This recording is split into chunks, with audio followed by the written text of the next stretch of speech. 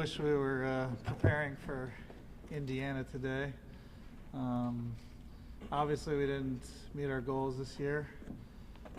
That said, I think you guys came in. This place is buzzing. Everyone's in, excited to attack this off season. A big off season for us. We're excited. We obviously have two great studs to build around in Joel and Tyrese.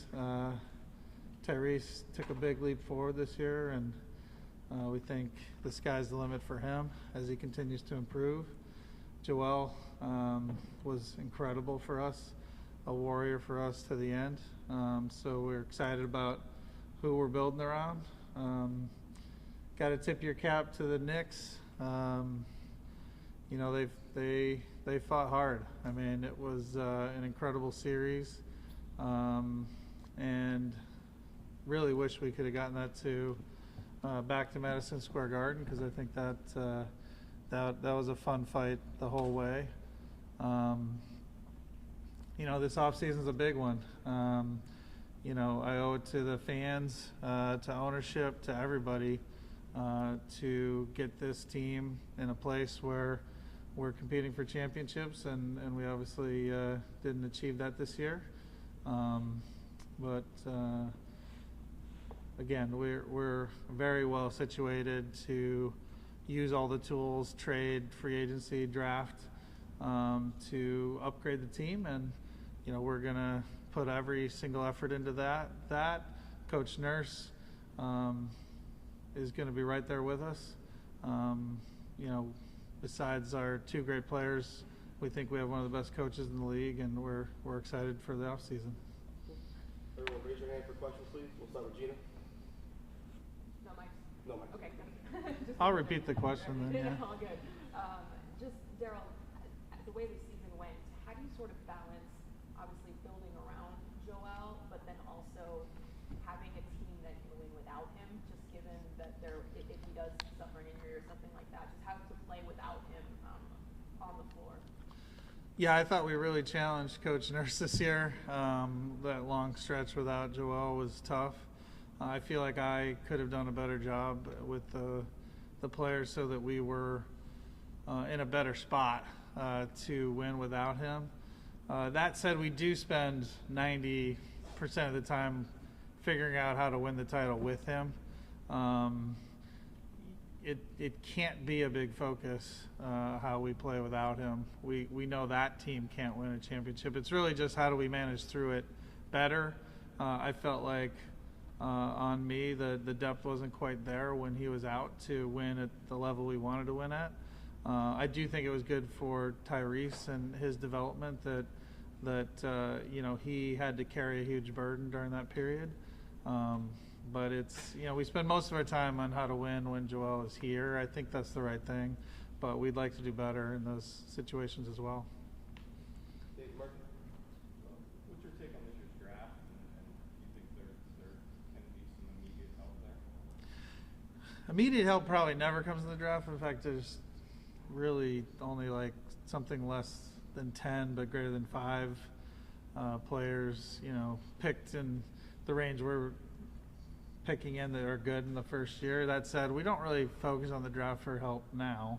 I do really love 16. I like the storylines have been that the draft is worse. I don't see that at all. Actually, I'm very excited about who's at 16. That said, like we as you might expect, we have all options on the table.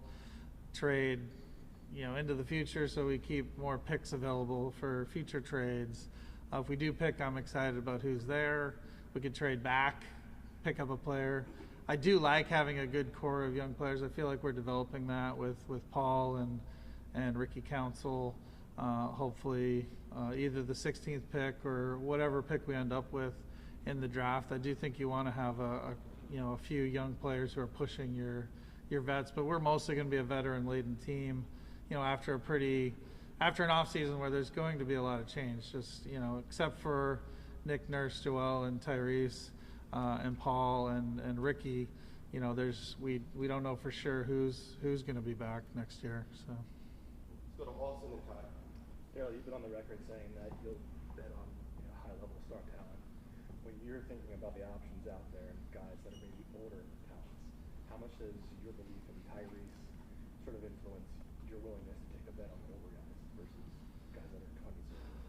Obviously, you have to factor in age, but we mostly are we feel like we're in the window where we have to win now. We're mostly focused on getting the best players that fit with Joel and Tyrese. I think the storylines around how do you win in this league, I mean, for a good thing, I've been around quite a bit. I know there was a time when jump shooting teams couldn't win. Recently, you couldn't have bigs and win. Now the story is you have to have bigs to win.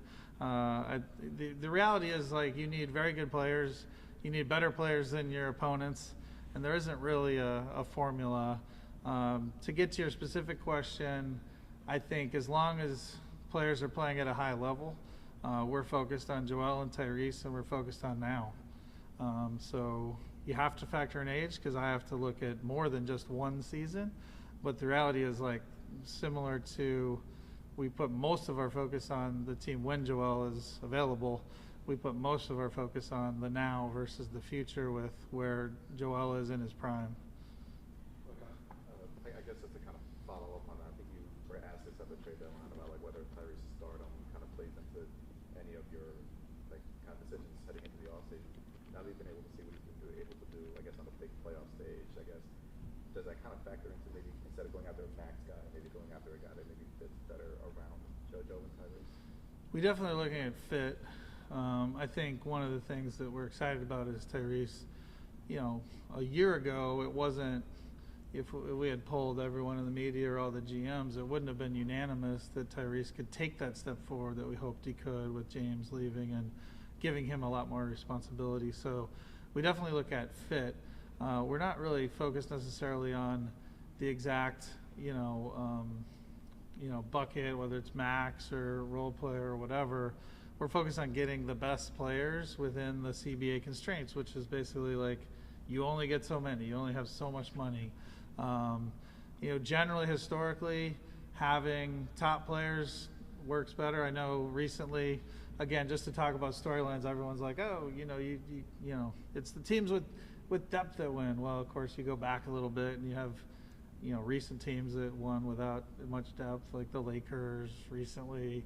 You have teams without continuity that have won recently. So we're not going to have continuity. So we hopefully will have continuity going forward a little better. We'll have continuity with our stars and our head coach, but we're going to have a lot of change this offseason. So it's good that, recent teams like the Lakers, like Toronto, like the Milwaukee Bucks, who made big changes the year they won the title, they didn't have a ton of continuity those years. So long story short, there isn't like a formula. Everyone wants to find a pattern, and there isn't one. The pattern is have really good players and have them better than all the teams you're going to play. And we're not going in with a prescription of what to do. So Keith and Marcus. I know you don't have a lot of guys coming back, but what would you say the biggest need that you to fit in next to Joel and Maxey are?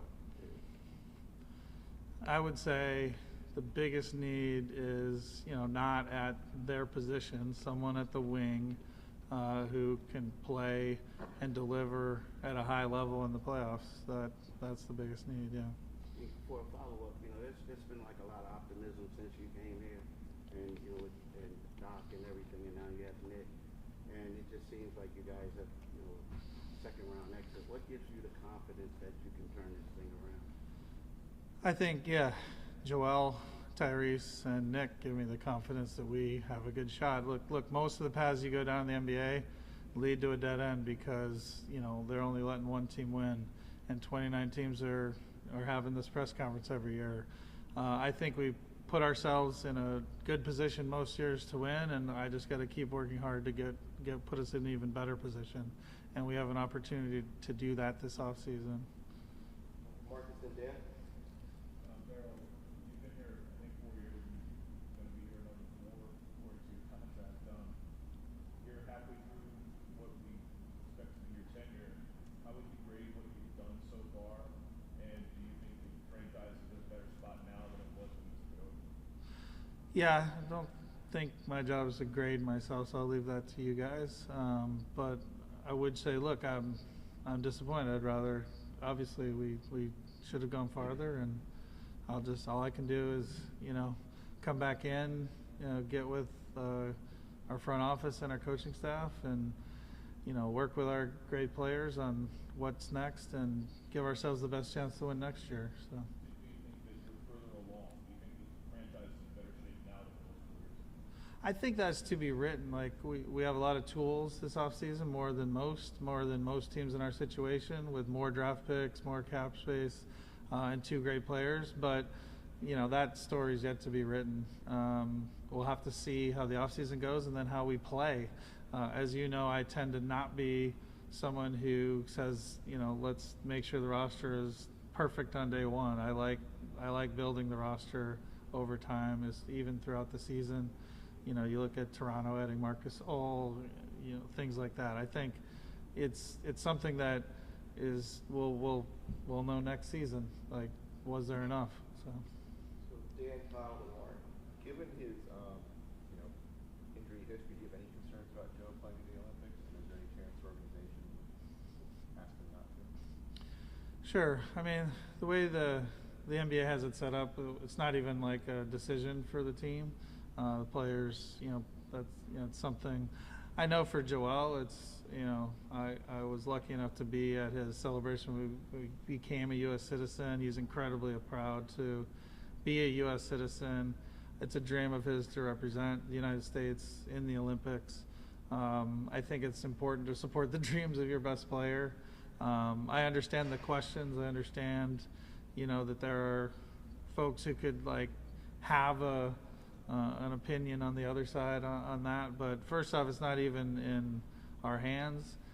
Second off, we would always support Joel and something that important to him. And I think it's really cool that he thinks that's one of the dreams he's had since he became a citizen.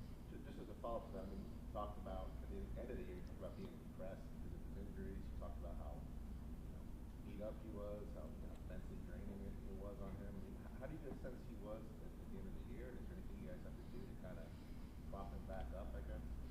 I think he was where anyone who went through what he went through and fought so hard in that series against the Knicks, who, gave us a fight. And I think moments after a big battle, you're probably going to get that from anyone who put everything into it, and he did. So, yeah, I mean, I think those comments were to be expected after losing a tough series where he fought so hard. Kyle, Lauren, and Josh. Daryl, last offseason, without relitigating the James thing, it seemed like the divide was about money and maybe where James is at on the aging curve. If you guys go out this offseason and your big move is $50 million to a 34, 35-year-old player, do you think it's fair for people to say, well, maybe you should have just re-signed James for whatever he was asking for at the time, and not taken this year where it's just kind of a stasis year? It's hard not to relitigate it because you included it in the question. So I don't really accept the premise of the question. People are going to disagree. We never got to the point where we could even discuss contract with him. And I know people are saying this and that and everything, but that is literally a fact, that we wanted to have those discussions with him and never did. So I guess I would not accept the premise. Definitely not against older play. If they can play basketball and they can fit with Joel and Tyrese, then we want them here. So. Okay, so separate question.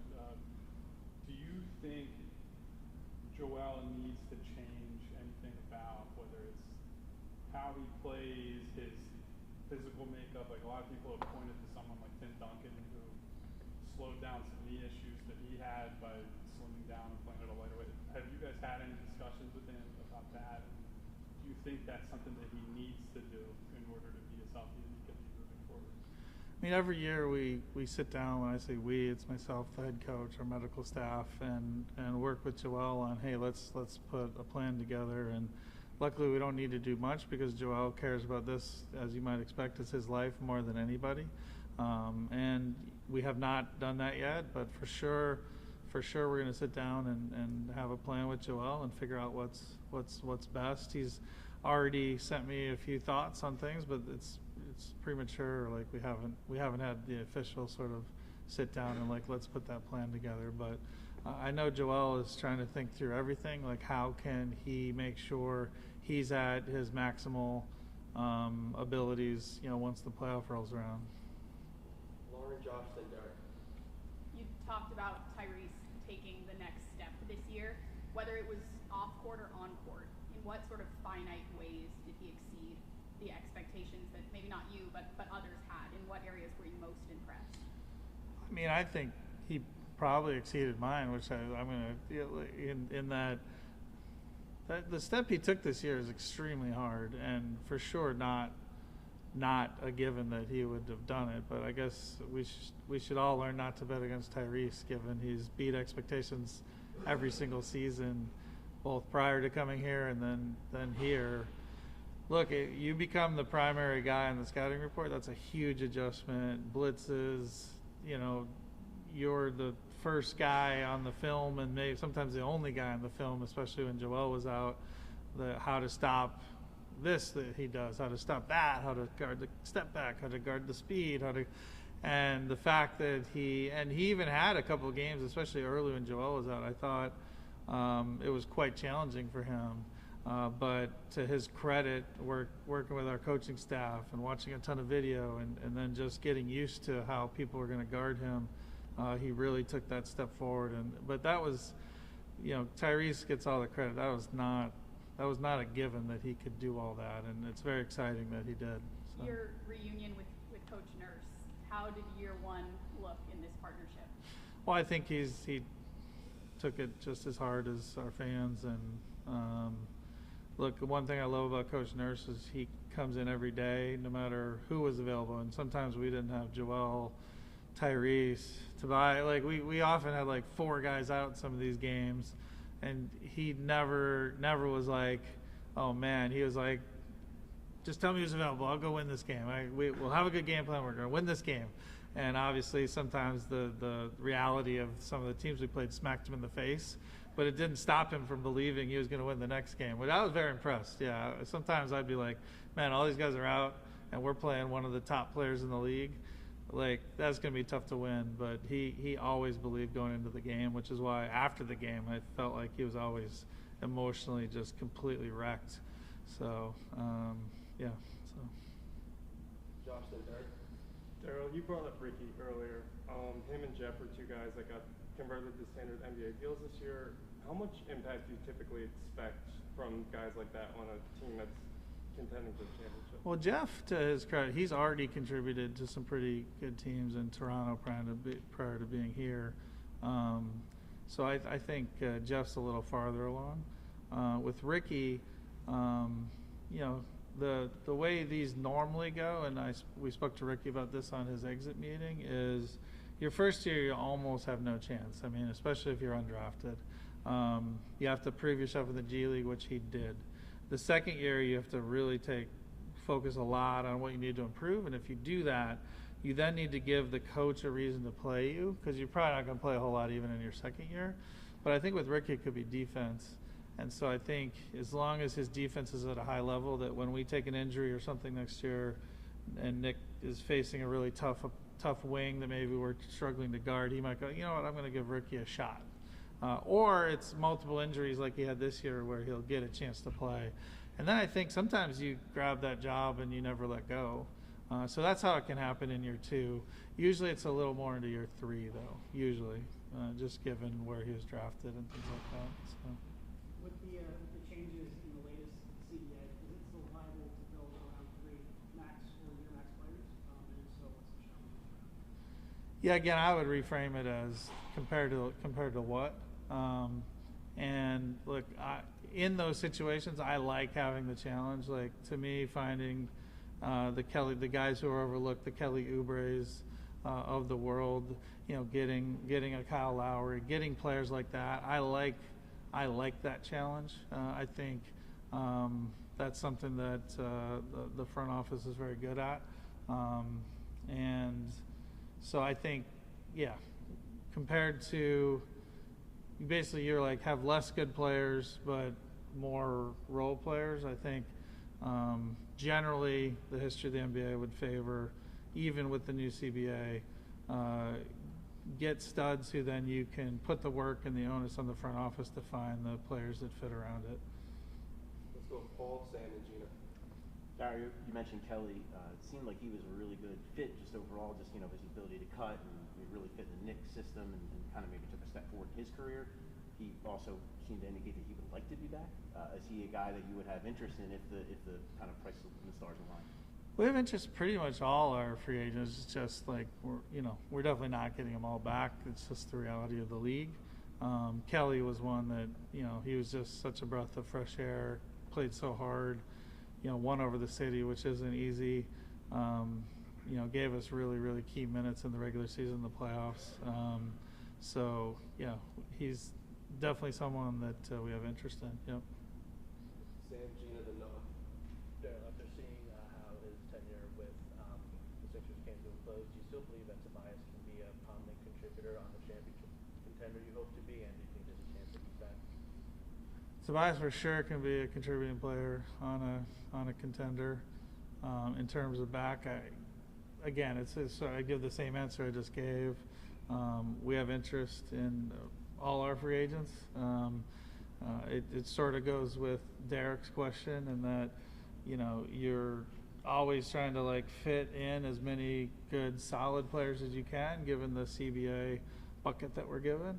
And it's really not, does this player help? It's, does this player help within the context of the CBA and what, you know, at whatever number they're at, what constraints that creates for other positions you might want to help. Gina, Noah, and Zach.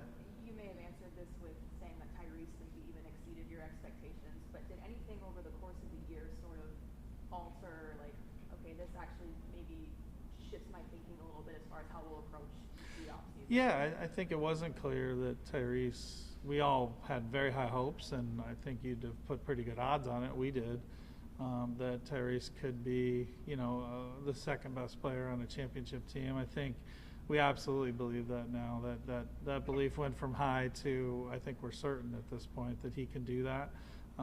Still a long way to go, but the fact that that's the case, that means the job becomes to some of these questions like how do you find the rest of the roster to fit around that, and to Cal's question, how do you get Joel you know, at his maximal going into the playoffs. So. I guess to follow up on that too, it's like I know having the optionality and the flexibility that you have, you would much rather have that than not have it, obviously. But just how do you sort of in your own mind go, okay, no, this is know when to pounce? Sure. Because like you said, this is kind of the dating question. Right. When do you settle down? Yeah, no, I think that's basically like by keeping just very focused on what gives us the best chance to win and which things move the needle and which ones don't. And I think that, you know, there is a chance that all the balls go up and they all land. Then everyone will be mad, and that's fine. But what we definitely can't do in that situation is actually hurt ourselves to make sure we can still build a contender. The main mistake that could be made that we won't make is if some of the better options go, you know, first don't go our way, trade into our cap space, free agents, you know, turn our draft picks into things. If all those things don't yield what we want, we are definitely not going to just sign for a lot of money some player who's just a okay player. Like, that's not happening, because that will be where we can't continue to build a contender on Joel and Tyrese. So in those scenarios, we'll be doing shorter deals and then using our draft picks to set ourselves up for trade or set ourselves up for the next opportunity when it comes. But we can't. We want to like open all the doors to make ourselves a contender, but we can't close all the future doors unless we think the move we are doing can be the best team in the East at least. So. Noah, Zach, and Dave.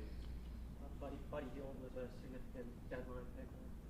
Talked about believing he fit nicely next to Joel and Tyrese. Obviously, he got pretty limited time next to Joel, but what'd you make of his time here and the idea of him as potentially Yeah, I think at no fault to Buddy's, I think the fit was less good than I thought. You know, he got, you know, obviously most of his time was without Joel,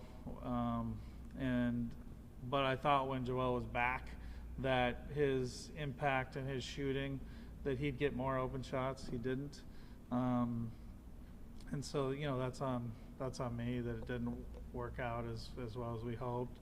I still think it was one of the better acquisitions. I was really happy he showed what he could do in Game 6, and based on how they're guarding us, what he can do.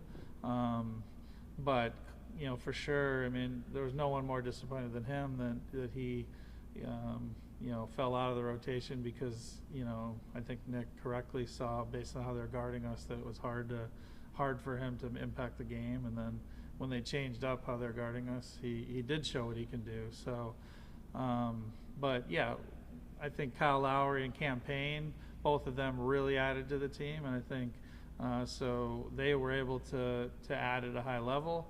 And then Buddy, just it didn't quite work as well as we'd hoped, but I do think going forward it still could work, depending on the other players that are around Joel and Tyrese. Zach, Dave, and Todd. Joel spoke after Game 6 and was asked about the optionality that the team effectively has, and kind of turned it over to you and the rest of the front office. Is this more your role than his? Even still with him feeling that way, is there a level of desire on your end to have his input on whether it's specific personnel or archetypes of players that the team's looking to add? Yeah, all else equal, you definitely want Tyrese and Joel to feel good and comfortable about the players you're adding. You know, they're so good, they can make any player work well or not work well. So I've always had a history of working with our top players, and obviously the coaching staff to make sure that everyone feels good about those acquisitions. There are some times where, you know, basically, you know, either the head coach or the front office or one of your better players, it's never unanimous. Like, there are times when it's like, okay, two of those three feel good about how a player can help.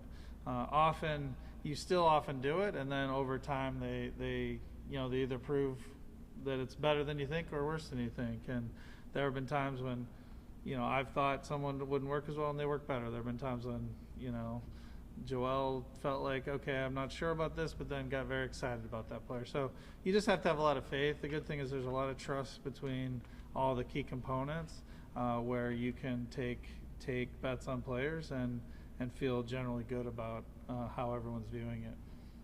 Last two, Dave and Kyle. Like Kyle said, the top of this year's free agent market is a bit long in the tooth, I guess you could say. You know, the track record of teams that are counting on mid-30-year-old players to be superstars in the playoffs has not been great in recent years. Yeah, like this year, yeah. Right. But like, you can go back 1 year or 2 years. Well, I mean, we saw with James in the play, you know, I mean, obviously age matters, and you're signing a guy that's, you know. I mean, Miami was built around Jimmy Butler, who made, you know, either the conference finals or finals like 4 times, 5 times, I can't remember. So So it's not a factor in your mind. it's for sure, you have to factor in everything, including age.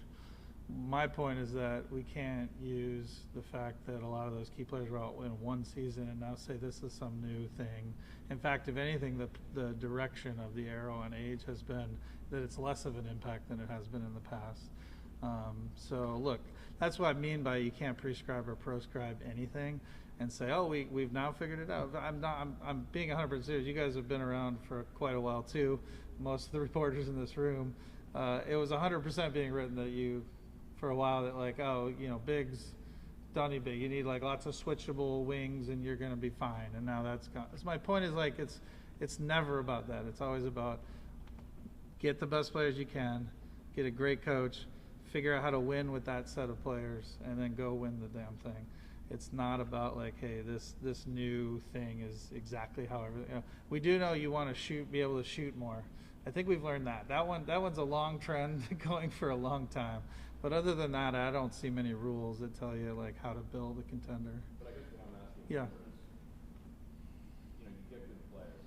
Yeah. The player is good in October. Yeah. You know, 6 months older and, you know, 6 months more wear and tear on him. Yeah. How do you balance that in terms of like, hey, this is a great team, and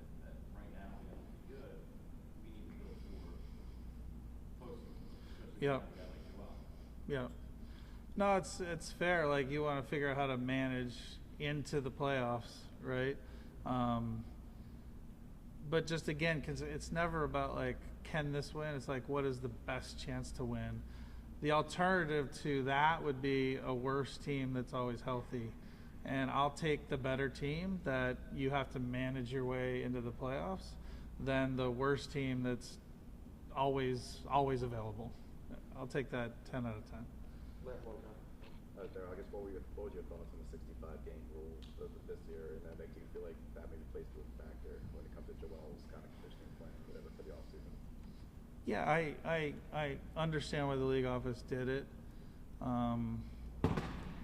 I would put all, and this is easy for me to say, but I would try as the league office to put all the focus on how do we make the regular season more important, so you don't have to create these sort of kludgy 65 is better than 64. But so again, it's easy to say when you're at a distance, but I've been pretty vocal, like, just do everything you can to make the regular season more meaningful, more, the top two teams get a bye, the next, and the league, the good thing about the NBA, we innovate more than any other league. I think we'll get there. And this was sort of a kludge they had to do to try and like create this dynamic, but it's definitely a kludge. We just need to make the regular season more and more important over time. Thank you, Daryl. All right, thanks, guys.